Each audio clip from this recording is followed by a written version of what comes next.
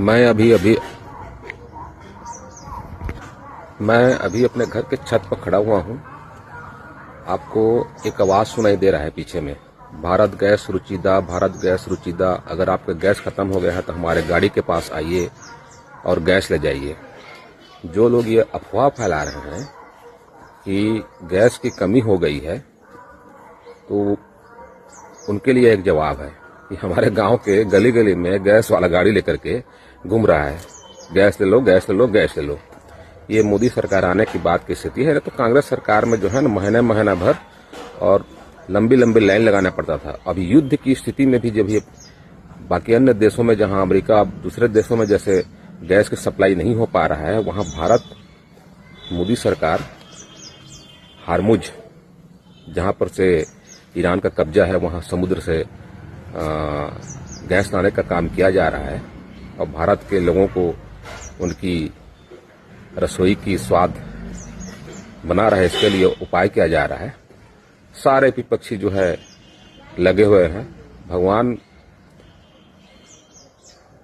एक चीज बोल सकते हैं, अगर कांग्रेस की सरकार रहती अभी ऐसी स्थिति में, तो हमारे कांग्रेस के जो बड़े बड़े नेता हैं ना, उनकी पैंट गीली हो गई होती, आग मुद्द दिए रहते ऐसे युद्ध की स्थिति में। पंजाब जैसे, पाकिस्तान जैसे छोटे से देश से परेशान थे। पाकिस्तान चमका देता था भारत को कांग्रेस की राज में।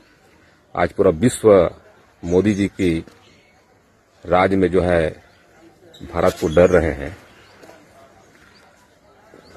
अगर ये स्थिति में कांग्रेस सरकार रहती तो निश्चित ही हर घर में रसोई से गैस गायब हो गया रहता।